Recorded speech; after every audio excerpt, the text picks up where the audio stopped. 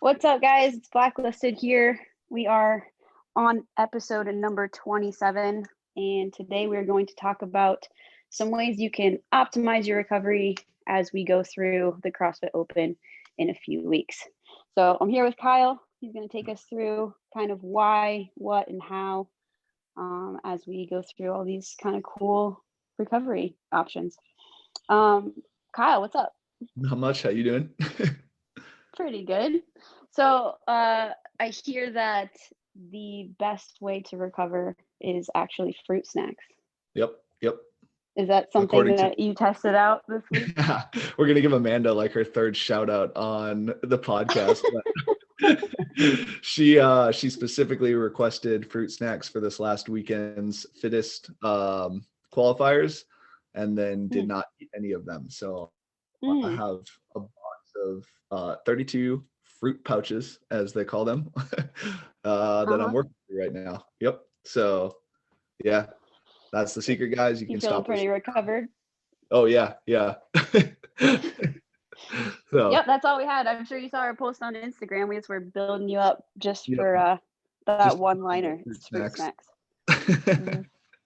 Yep. So no, all right. So let's talk about, when we say recovery, you hear that word thrown out a lot. Do you want to kind of define what recovery means to you? yeah. So basically recovery means bringing you kind of back to a baseline. So if you think about when we exercise, we're putting our body through a tremendous amount of stress, especially inside of open workouts. And if we're testing on Friday and we're retesting on Monday, we want to try and get back to our baseline, or maybe a little bit above our baseline, as best as possible for that retest. And so recovery is kind of like that period of time where we're not doing anything. We're allowing our body to kind of heal from the stress that we have just put it through. So there's some kind of good things you can do to help out with this, and there's definitely some not so great things you can do to dampen this. And so the whole kind of point of this podcast is talking about how to like optimize those good things, and maybe we'll chat a little bit about like avoiding some of those bad things. So Yeah, for sure. So, as coaches, we always put an emphasis on recovery, and usually as athletes, you'd think that you would try to do that as much as you could on a daily basis also. Do you want to kind of talk about why it's so important to have recovery on the forefront of your mind during the Open? yeah. I think like a lot of the time athletes just get the idea of like more is always better. And we kind of touched on this like last podcast, was like, it's not a good idea to do 4 open attempts inside of and so and so recovery is kind of like where the adaptation happens. It's super important for the weekend, just so that we can elicit the same response, maybe with a better, or sorry, same intensity, maybe with a better strategy on our next open attempt. And so now we're going from, maybe 100 reps in a workout to 110, 115, 120. We can see, potentially 10% improvement over the course of 4 days with better strategy. But if we're not optimizing our recovery during this time period, we might see maybe 100 reps on a workout, don't optimize your recovery, then you come into Monday still kind of beat up, pretty sore, definitely feeling DOMS, didn't sleep well, tons of inflammation in the body, so maybe your shoulder hurts now we're seeing 98 reps or maybe 102 reps, or very little improvement to maybe some negative improvements on that retest on Monday. So it's important to optimize this to give yourself your best chance to get a better score inside of our open attempts. So yeah, and I also, we had talked kind of about this early on our last podcast about intensity levels, and generally with the Open, you're trying to go really, really hard, like it's a test of your fitness each week. So with that intensity, there are risks of an injury and things like that. So, in your normal training, you're always, trying to think about recovery and making sure you can go in the next day and still hit your volume or your intensity, whatever it may be that day. But, for all of our listeners who are listening, it's like the open is a little different in that you are trying to actually go 100%. Yep. I think we had chatted about this a little bit, maybe like 2 podcasts ago or something like that, but like pacing strategies, like, 90, 95% on that first one. And then that second one, you're going to come back around and like 100 to 110%, like it is all out on that. And, doing that can lead to some breakdown in mechanics, which especially if you're kind of, 90, 95%, maybe you haven't been hitting as much volume due to like life circumstances or something like that. And now your movement patterns kind of degrade a little bit sooner, break down a little bit sooner than you're used to. That's going to lead to 1, more soreness. And then 2, it's going to lead to a higher risk of injury. So when you come back to retest that open workout on Monday, now you're at a higher risk for injury, especially if you didn't do everything you could to recover for that weekend. And maybe it's like week 1 of the open, you're like already like, oh, my knee's jacked up, like luckily it's 3 weeks now, not 5 weeks, but now you're sitting there with like a jacked up knee for the next 2 weeks, and it's squatting in the next 2 weeks too. So there's always like that inherent risk of like really kind of messing yourself up during this time. And if we can, stave that off and allow our bodies to recover the best, then we're mitigating that potential through over the course of the weekend. Yeah, the analogy I really like to use with some of my athletes is like the intensity that you go and put into a workout, that same intensity, quote unquote, needs to be put into your recovery from that workout. So if you have a light aerobic day, like maybe you don't need to do a ton of recovery following that. But if you're doing, the CrossFit open workouts, that same intensity needs to go into your recovery too. For sure. Somebody told me that you need to do like at one point in time, like, God, it was like 10-1 recovery to workout, which is like absurd to think about. But wait, can I count my sleep? Yeah, I mean, I would. I'm counting my sleep if I'm going 10-1. Yeah, right. Otherwise, I'm not sleeping. Yeah. For like 4 days from one workout, one training day. Yikes. Adaptation.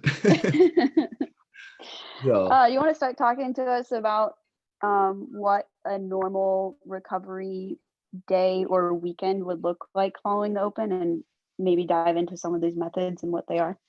Yeah. So I guess kind of like some big priorities of recovery are getting our body into a parasympathetic state. So when we work out, we bring it under a high intensity, and we're pushing our body to our limits. We enter into a sympathetic state. That's our central nervous system. It has the rest and digest, which is our parasympathetic, and then the flight or flight, which is our sympathetic nervous system. And if you ever have seen somebody go freaking all out in a workout, their eyes don't lie. So just look at their eyes, and if they're wide and like, in shock, like they have definitely went there in the workout. But if they're kind of like glazed over a little bit, like, not like totally spaced out, like they're probably not 100% in the workout. But that is like the one thing that does not lie about intensity. But our body kind of enters this sympathetic state. And so what our job for recovery is to get it out of that sympathetic state and bring it back into kind of that quote unquote rest and digest state. So there's a lot of different ways we can do this. I've kind of broken it down into 3 categories. If you were to take a Venn diagram of these 3 categories, they would all you could bring all of them from their categories into the center, and they all kind of like overlap into each other. But there's kind of, that one might touch a little bit more on another, or or be a little bit better for certain aspects of recovery. So the first one we have is blood flow. This is in regards to circulating oxygen and metabolites, proteins, amino acids, just everything that your tissue needs to start rebuilding itself. So the first, so this is kind of why it's the first category, is it's a little bit easier to do. There's not as much, you can kind of do it on your own. But this is kind of like the first big step in the recovery process, is blood flow and bringing new, I guess, items into the muscle. So things I've written down for this are walking, flow work. This would be like kind of just some movement. We put a lot of this in for our athletes. Like we have thoracic bridge unders, thoracic bridges, animal walks, unweighted body weight movements, a lot of PT work, or physical therapy type exercises will help to bring new blood into that tissue. Normatec boots, if you guys have those are pretty, or access to those are pretty solid. They also have like a full suit. You have like a diaper and like arms that you wear. It looks pretty ridiculous. I might disappear in one of those. What'd you say? I said I might disappear in one of those. Yeah, it's intense. It's a lot to wear at one time. It's like leg, diaper, and arms. It's like a full suit. Weird. Yeah. I've only ever seen, I've seen the arm ones and the leg ones, but yeah, I can't imagine putting on a whole Normatec suit. That'd be pretty sweet. Yeah, and for those of you that don't know what this is, it's like, it's literally like it inflates with air, and I think they have like water ones too now that you can like put cold water in. Yeah, like the ice. Yeah, like cold water.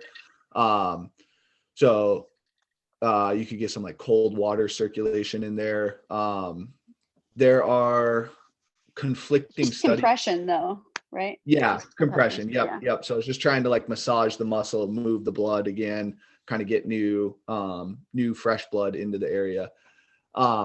There are a lot of conflicting studies on ice and ice baths.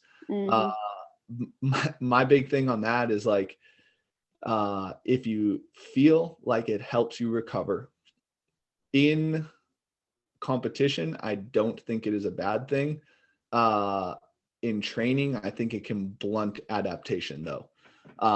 There's a girl out there though, I cannot remember the name off the top of my head. She did a Barbell Shrugged episode.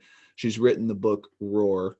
But she's done a lot of studies on females, and females in athletics. And she actually said that if females can get into a cooler environment quicker, they'll actually recover a little bit better, where males need a little bit longer time before they enter a cooler environment. So if the cold is something that you guys like to use as recovery, I would keep that in mind. Females should probably be almost like instantaneous after a workout, and males maybe like 30, 60 minutes after a workout, go hop in some cold. Heat is also a viable option for that. So if you guys have saunas, there's some studies that I can't bring up off the top of my head, but it's been shown to, Joe Rogan is big on heat shock proteins. So those are kind of like what get released. And it has been shown, I think, in some studies to expedite blood flow and recovery a little bit. So it's another option. And then just the getting in on a Mark Pro. It's a little bit different than a lot of the other stim units out there. This one has a little bit longer of a frequency. So I think we were talking, it's a little bit less intense, correct?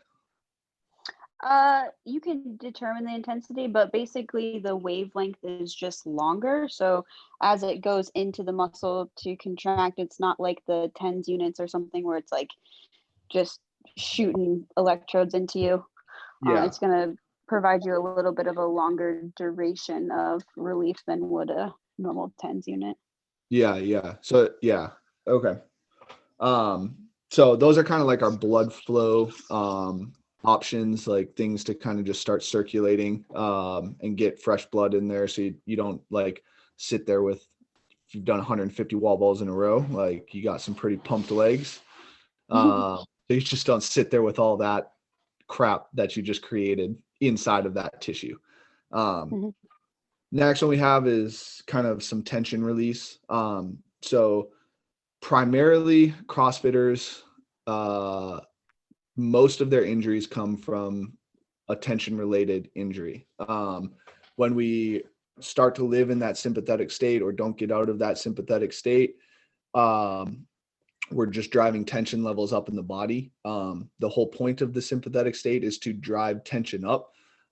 We can create more force with tension. So if you think about like back in the day, our fight or flight system was to either run or, fight off an animal or something.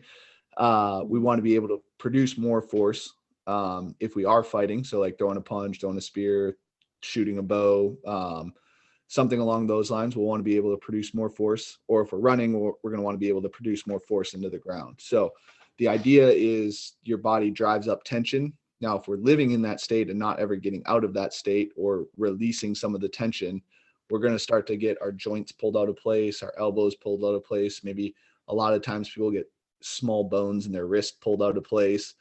And those start to manifest as nagging injuries that can turn into something worse if they're not addressed. So kind of after that, so after the blood flow, we have kind of the tension release. So getting the tension out of the system. We have massage, light or firm. This is very dependent on the type of Hannah's laughing because she needs lighter massages. I need very aggressive massages. Which is like weird because I would prefer a harder massage, yeah. But as we have determined, my muscles just decide to come back firmer. So. Yeah. So with it, like some people need just like super, literally like light petting, and it like releases the tension. Don't take that out of context. Yeah. So it relaxes the muscle. I need somebody to like literally like drop an elbow into me from like 10 feet in the air for my muscles to release. So like I just need to look at my quad and tell it to release with my eyes, and it will. Yeah. That's how light it needs to be for me. Yeah. Just a little like start breathing on it a little bit, like, oh, exactly. Yeah. So relaxed. And then ta-da. Yeah. So that would be something to examine. I don't think a lot of people are pretty keen on that or very aware of what they need from a massage. So start examining that now. We have about 4 or 5 weeks leading into the Open, so you guys can start playing around with that and see which one works best for you. In this kind of like category, I would include like Theragun. Again, that's kind of like how much pressure you want to put on it. Light amount of pressure. Again, the frequency on those is pretty high. Sometimes we need a little bit lower frequency, like just kind of rhythmic moving of a lacrosse ball lightly on the body, or, a straight up massage therapist, like going, digging an elbow into you. So the Theragun is kind of in there, in that realm. Same with like a lacrosse ball or foam roller. Those are all kind of like put into like that massage area, if that makes sense. Next one is meditation. So this one is going to release some tension in your body, especially if you're doing if you're just kind of focusing on throughout your whole body and like focusing in on what is tight, what areas are tight, kind of scanning your whole body. This is going to allow you to find the tight spots and just kind of like focus your breath in on those and relax those. Not a very invasive one, pretty simple to do, but it is very effective at kind of reducing some of the tension in your body. And again, these are carryovers, bringing you into a parasympathetic state.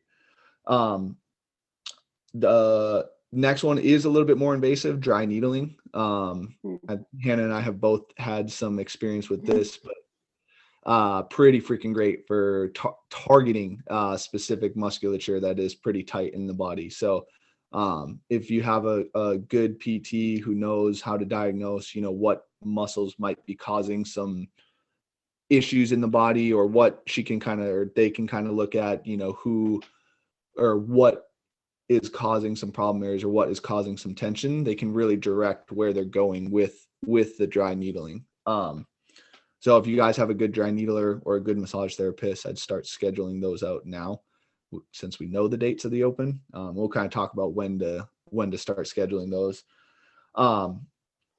Cupping sets are pretty cheap on Amazon. This is like an Eastern medication thing, brought over to the US. The idea behind this is you suck up the tissue in a cup, and it's supposed to bring in new blood to the area. I have not seen a lot of scientific literature on it. I don't know if you have. I've seen some mixed stuff. So Yeah. again, it's kind of like one of those things where if you feel like it helps you, that's great. Yeah. But we're not like swearing by it. Yeah. Whereas like when I speak about dry needling, I'm like, no, I swear by it. Yeah. So, definitely something to take a look at. I know that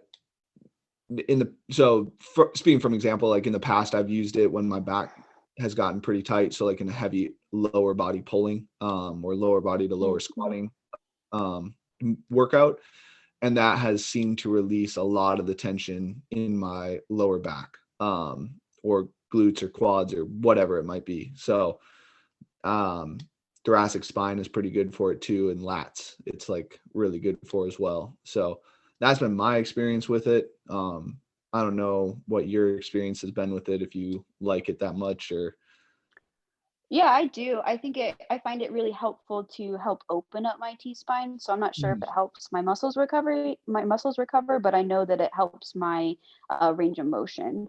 Yeah. How long do you think that lasts for usually? Usually if I do it the night before, it's good through the next day. Okay. But then if I were to, let's say I was doing like a lot of pulling or chest to bar or something like that, I would probably need to follow it up after the session or Okay. even the next day. Yeah. For it to reopen me up. The other thing is if you do it too close to your workout, like you're still kind of warm. Yeah. So it's like, I don't know that it helps too much with like increasing your mobility at that point, but definitely like at the end of the day before bed or something like that, it's helpful. Yeah, for Or at sure. least for me, it has been. Yeah. I guess for me, it's been like next day more so than anything, or actually right after the workout. Like, back when I was training hard, I would know when I would need them right after the workout. Put those on like right after. So, again, probably something you guys want to look at playing around with leading up into the open, maybe not experiment right after the open. But again, Yeah, or during if you've never tried any of these. right. So, and then, two more things on this CBD, or if you're fortunate enough to live in a state that allows THC and you're not going to get drug tested. I thought they legalized it in some sports, but Yeah, I don't know. I uh, think they do it in the NBA just recently. yeah, it's like starting to become more of a thing. Not saying that you should do an illegal activity, but it has been shown to release a lot of tension in your body and bring you into a very deep parasympathetic state. So, which again is, Doesn't it mess with your REM sleep cycle though? yeah. So if we're going into sleep stuff, like it does mess with your REM sleep. But I think we also see that most of your hormone replacement comes from a deep sleep. So if you're getting into a deep sleep a little bit sooner, you're probably replacing hormones a little bit better and repairing the body a little bit better. And you might just be like a little forgetful for a couple days. Sleep. but there's also been studies to show that, like, once, if you are sleep deprived or you do have less of one of the other, your body's just naturally going to go into what it wants to go into. So whether it be it wants to go into REM sleep more, or whether it wants to go into deep sleep more, but then it starts to kind of balance itself out. It'll go into one first, and then it starts to balance itself out. I think like after 48 hours is what it was. So it rebounds into one more and then balances itself out into the other.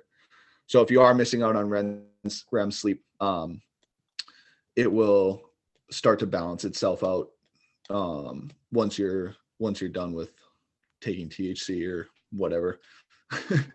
Or see, I guess, or I maybe haven't. you're never done. Maybe you're Yeah, never done. or taking or THC, you so could never be you're done. just stuck there. Yeah. Yeah, I haven't read anything on CBD though, if that affects your REM sleep. Yeah, I can't pull up anything off the top of my head. I've only read about THC, so. Mm-hmm. Yeah, but CBD is really great for inflammation, so it's a Yeah, positive there. Yep, which is going to happen after your workout. So definitely look into those two things if you're able to. But yeah, those are good things to just kind of like take some tension out of your system.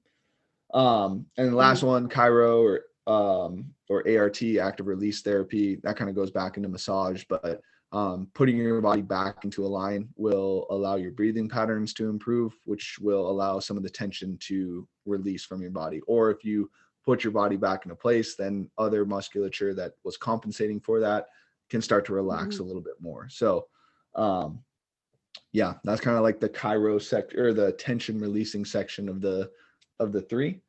And then the last one is the parasympathetic state. We already touched on meditation, CBD. But the other thing that we kind of touched on was sleep. You guys need to be getting minimum 8 hours of sleep every single night. I would argue that's if you took one recovery tool away from this episode, it's start getting your sleep habits dialed in. Yep. And that can take 6 weeks. So, we're already only 4 weeks, 5 weeks? Yeah. So that needs to be like ASAP. Honestly, I think that's one of those things that is like years. Like you're never done perfecting your, like it, like I went on a huge sleep journey like in my mid-20s to like figure out why I didn't sleep. Turns out putting a computer screen right next to your face is not a good idea to go to bed. So screenless, everybody, screenless. 30 minutes before bed, screenless. Yep. So that's one of those things, like it's never perfected, and you're always trying to adapt and create change. We're not hunter gatherers anymore that live by a fire. We have all this extra stimulation that comes in from blue light. If you guys are watching, these are blue blockers. So blue light, social media drives up our anxiety levels, which can cause disruption in our hormones. If your room's too hot, too cold, 64 to 68 is like the ideal sleeping temperature for the human body. If you have a window that shines light in, blackout curtains, those are all like. I have a nice little sleep mask. I have a cute little sleep mask. And some earplugs. Some earplugs. I'm like an 80-year-old. It's like 69 degrees. I got a sleep mask and my earplugs. Yep. Yeah, there's like, so I would start small with that stuff though, like understand that it's going to be a long-term change and it's going to take some time. But like blue blockers on as soon as it goes to dusk, or at least 2 hours before bed. There's studies that show like melatonin production can be delayed up to 90 minutes if you're staring at blue light. So if you get a blue light blast at 9 p.m. or let's say 10 p.m., you're not going to bed till 11:30, or you get a blue light blast at 11, now it's 12:30, that you're going to start producing melatonin. So there was kind of backtrack a little bit. There's 3 foundational things that we recommend to do. Sleep, hydration, and quality foods / supplements are 3 things that are like a given for this. So those 3 need to be in line before any of these extra things are going to kind of help out. So Yeah, like we talked about the Venn diagram of the 3. So the tension work, the blood flow, and then the parasympathetic. But if there was a giant circle that went all the way around those 3 little circles, it would be sleep, hydrate, eat quality food, go outside. yeah, yep. You were kind of talking about some supplements before that would be pretty good for recovery purposes over the weekend. Yeah. Again, like the biggest thing is you've got to be sleeping, going to bed at the same time, waking up at the same time, and getting 7 to 9 hours before we even want to consider adding supplements to your day. The second thing is we also need to be eating quality food. And what I mean by quality food is usually you're making that food at home. You went to the grocery store, you bought it, shopping on the outsides of the grocery store, meaning you're having unprocessed foods, so things that don't come out of boxes. You're getting an adequate amount of protein every day from lean sources, and eating a variety of foods. So all the colors of the rainbow. So those are the 2 prerequisites I always need to see consistency in before I start recommending supplements to people. But that being said, you should always consult with your doctor and get blood work done before you start taking any supplements. So, definitely don't want to be encouraging people to take things that they don't actually need. But in general, a couple that are really, really helpful to not only be taking during times of where you need higher recovery, but pretty regularly are going to be things like vitamin D. So vitamin D with K2 vitamin is going to help one absorb the vitamin D. Things like you would go outside and walk. So we always tell people to go outside and walk. You get vitamin D from the sun, but it's really hard to get enough vitamin D from the sun. So we want to be supplementing with that. That and vitamin. Yeah, go ahead. I was going to say that, and people in the north cannot walk outside for like 9 months of the year. Oh yeah. So, then it's like you're way low, right? You haven't been outside for 5 months. Yep. Yeah. So yeah, vitamin D, great for hormone regulation, great for bone health, insulin levels, all those kind of things. Vitamin B complex. So another thing just to help regulate healthy energy levels and metabolism, things like that. Also important for serotonin and GABA, all those neurotransmitters in the brain, those kind of things. Fish oil. I think this one is super underrated, but omega-3s, omega-6s. Another thing really hard to get, at least in the Western diet. So something that you should be supplementing with regularly, really helpful for inflammation. And have you heard ratios for that at all? Like 3 to 6 at all? Or like, is there like a brand that has like a good ratio or? I can't pull it off the top of my head, to be honest. Okay. Most of what I have kind of seen / experimented with is just overwhelmingly low levels. Okay. Yeah. In general, but usually there is one that is higher than the other, and the goal is to balance them out. Okay. I think it's like omega-6 is higher, right? And you're trying to. Yeah, that's easier to get. Yeah, you're trying to supplement with 3 to balance out the 6. Yeah. Stuff like that. If I might be wrong on this, so you might want to do your own research if you're looking at omega-3s, but I think it's like 3 to 1. You want to try and find a fish oil that has like 3 to 1 omega-3s to omega-6s or something like that, or that's like the ratio that you're like trying to balance out to. I think so. If you guys are looking at fish oil, maybe do some research into that. before you make a purchase on one. Yeah. The other thing is like buy high quality supplements. I cannot preach this more. Um, I love the brand Pure, Pure. They make really high quality supplements. They're third party tested. It's really good. For fish oils, Nordic Naturals are my go to for those. If you ever have taken fish oil and you're like, I just hate fish oil, like I burp fish, it's gross, whatever, that's because you're buying crappy fish oil supplements. Straight up off the So Walmart shelf. yeah. You get what you pay for, right? It's just like a tattoo. You don't want to just find a deal on your tattoo. Same thing with your vitamins. Next one, magnesium. So, just another thing that helps kind of calm the nervous system down, anti-inflammatory, helps balance all hormones, that kind of stuff. Really important for women, especially for menstrual cycle, stuff like that.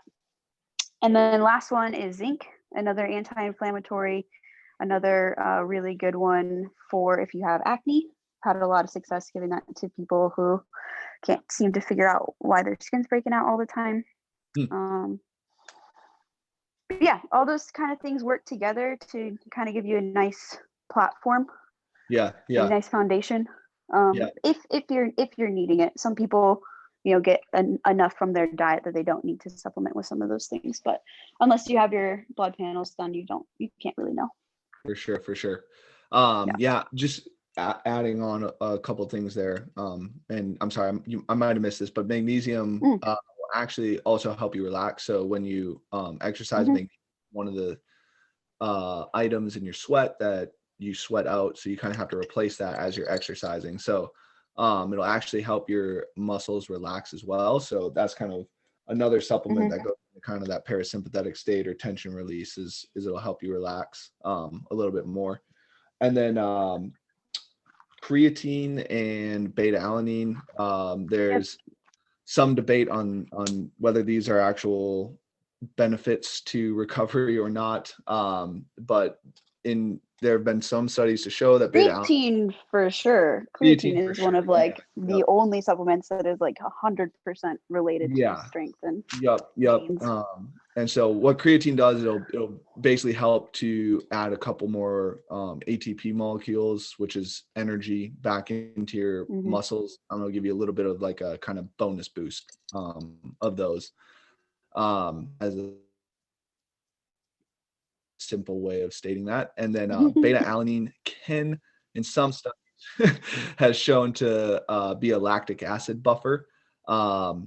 But again, there's kind of like, I think when we're talking about cupping, like there's some conflicting reviews on those. So again, probably do your own research if you're wanting to take that one and kind of that's the one that can make you like itchy, like, right? Or like yeah, I hate that. I cannot stand that shit. I had one that I had a creatine that had beta alanine like mixed in it one time. Oh, and I would take it after it worked out.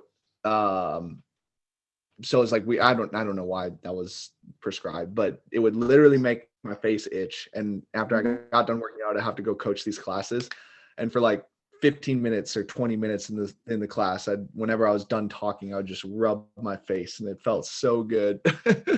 But yes, so there's a burning, itching side effect that comes along with. Some people like it. Yeah. I can't understand that, but some people Good like it. Them. Or maybe they just like get tingly. It's not as itchy for them, but no, for me, it's like straight up. I have to go, maybe this is good.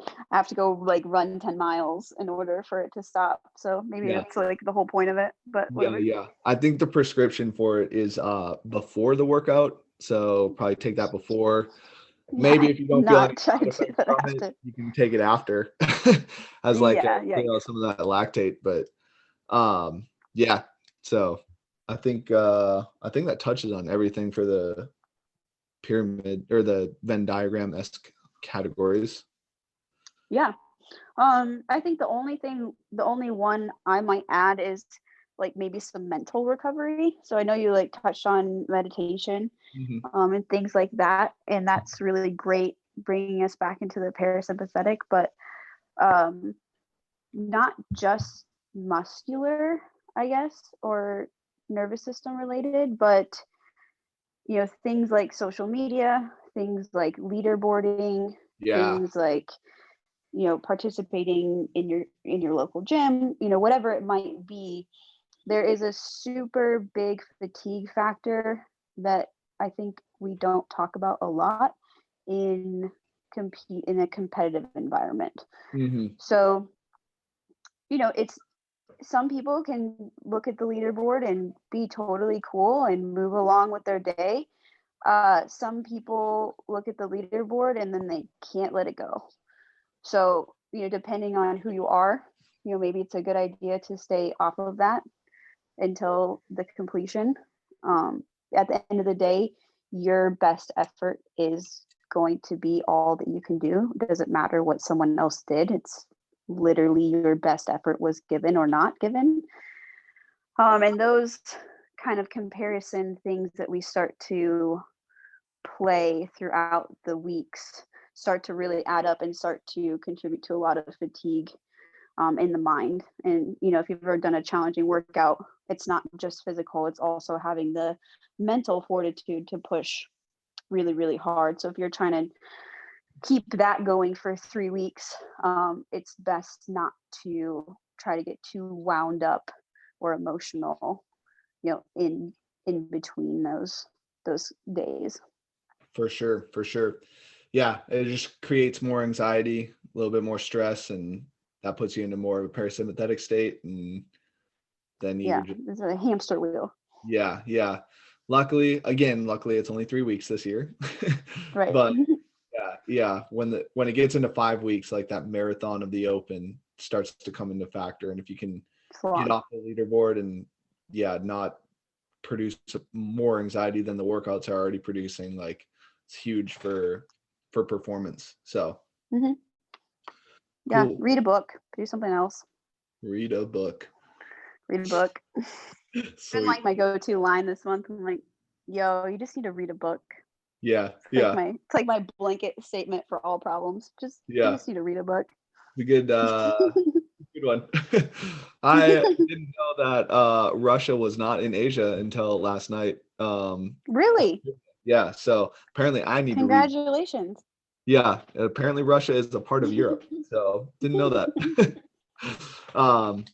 But yeah, so basically kind of a lot of recovery is independent to the individual. And we kind of chat about like try the cups out beforehand, try what massage practice you need to do, like what blood flow works best for you. Like I know some people, flowing and crawling and doing some weird kind of hippie-esque type movements is like really relaxing to them and can kind of put them into like more of a parasympathetic state as well as get blood flow.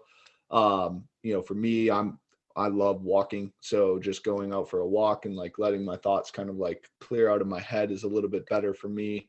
When I'm just doing crawling and stuff like that, I'm like, how do I contract my muscle faster for this? Yeah, I'm the same way. Yeah, so like it becomes a little bit more of like a mentally challenging thing for me when I'm doing crawling stuff. So kind of play around with a lot of this stuff leading up, guys. We're going to give you a little bit more of kind of like a rough guideline for recovery during the open here.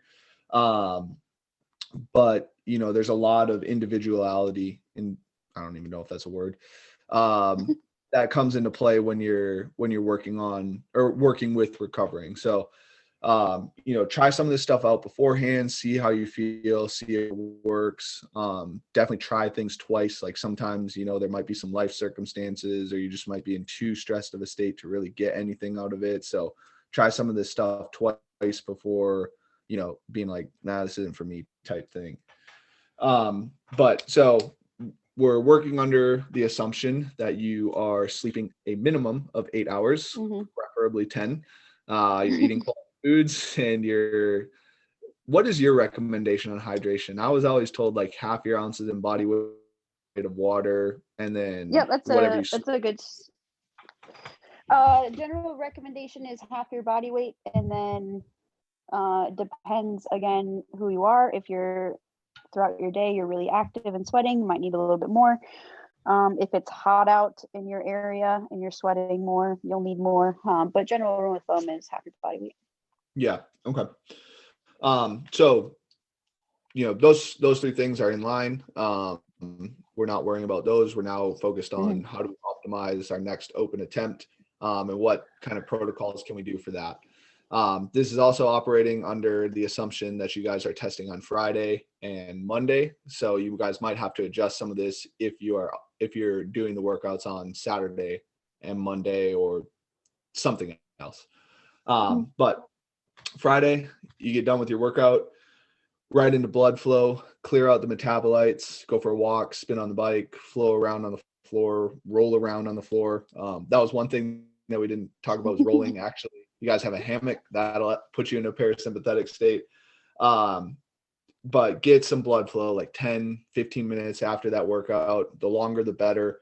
To an extent, like don't go for like 3 hours and all of a sudden you turn it into a workout. But just try and flush out, get some fresh blood in there, bring your heart rate back down to a baseline. Then we're going to focus on realigning our posture, fixing some of the damage that we did from the open in our breakdown of form, whether it be squats, pulls, handstand walks, handstand push-ups, something along that line. We're going to want to go into like a postural realignment. So it includes some of that ART, trigger point therapy, maybe some of the Theragun stuff, try and loosen up some of those muscles, and then go into some breathing that you would use for meditation. So big focus here is focusing on the breath, focusing on the diaphragm expanding and contracting. Big long exhales for this. You can do it from your back on the floor. You can do it with your back on the wall. But we're just trying to set up into as best of a posture as we can possibly get to, again, bring that body into a parasympathetic state. It's not, our muscles won't get tense from being over tight, like holding a poor posture type thing. Once you guys get done with that, supplements, glucose, specifically repair or get that into your system, glucose, protein. Do you have any recommendations on like how much glucose or protein you're trying to get in? So immediately, well, within 30 minutes, you want to have, I think it's about, it might be 1 gram per kilogram of body weight. So of both protein and carb combined. So for example, I'll need about 15 grams of protein and about 30 grams of carbs. Okay. Right after. But generally speaking, you don't have to get too scientific. Scoop of protein, scoop of pro carb. Call it a day. Yeah. If you're not too worried about weighing it out or anything, just get it in. Whatever you need to do for that. And then this one's a little bit weird, but antioxidants. We didn't chat about this one in either of the other things because this is for more acute recovery. But if you are taking antioxidants, specifically if you eat a boatload of cherries, actually, that can count as your carb.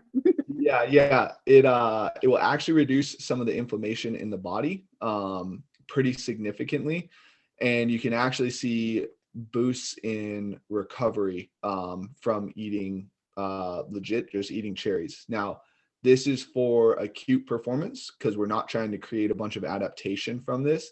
This isn't to go out and say that you should be eating cherries every day because that inflammation is for adaptation. So when you guys are training, probably not the best fruit to eat right after your training. But it will help you to recover a little bit better or blunt some of the inflammation that occurs from a stress response. So then next thing, Mark Pro CBD, hop on that, probably CBD right before bed, just to kind of chill out. Mark Pro, anything that's really tight or really sore. Saturday, DOM's usually 24 to 48 hours. So some of you guys might be feeling this waking up Saturday morning or feeling the workout Saturday morning. But again, just some sort of flow, get blood in that's kind of been sitting that got left over from Friday night. You can start to do things like cupping Normatec on this day. That will start to kind of like flush some of that blood out again. Really start to kind of clear some of the metabolites that may have collected. You'll start to feel some of the tension in like shoulders or joints or wherever might be tight. So the cup, you can throw some of those cups on, release some of that tension. Mark Pro again. Dry needling might be okay to do this day. Again, you'll kind of feel like what was tight or what is starting to tighten up. And then you can kind of direct where you want to have that dry needling take place. Meditation and CBD. These are kind of a staple. So hit up some meditation on Saturday, kind of get into that parasympathetic state, cool your body down. Sunday, this would be great day for a massage. This is like a freaking parasympathetic rebound. Start to really get any knots that might have been created or scar tissue that might have been created out of the system. Really kind of hammer on some tension, especially if it's full body. Meditation again, and this will allow you to kind of focus on what you're going to do for that next attempt. And then CBD and Mark Pro again. So, and then Monday is just hit it hard. So that's kind of like the guidelines that we're recommending for recovery. But again, this kind of play around, see what works best for you leading up to the Open. So Sweet. Cool. Right on. You have anything else to add or? No, I think maybe the only thing that we might have missed, or maybe we said it briefly, like nasal breathing. Yeah. Right after, like especially right after the intense workout. So just jumping on some sort of cyclical machine and just trying to breathe through your nose for 20 minutes. Yep. But yeah, those are all super helpful and great for anybody to start experimenting with or trying these couple weeks leading up to the Open. And then, hopefully, even if you implement one or two of these, it'll help you kind of optimize your Open attempts. Yeah, for sure. If you guys need more information on this stuff, we're more strength and conditioning coaches than we are like actual practitioners. If you guys are injured, always seek an actual practitioner's help. These are just recommendations. They aren't, medical advice. Yeah, medical advice. So Right. if you guys would like more information on this, you guys can contact us on Instagram. Just send us a message and we'll be able to point you to some people that should be able to answer your questions. So Yep. Cool. Well, thanks for listening, guys. Yeah. So if you guys can give us a follow on YouTube or subscribe to us on YouTube. Follow us on Instagram at blacklisted.hq. We put out some Movement Monday work on there. If you guys are following on Spotify or some other podcast app, give us a follow on Instagram, subscribe to us on YouTube, and thanks for listening. Talk to you guys later.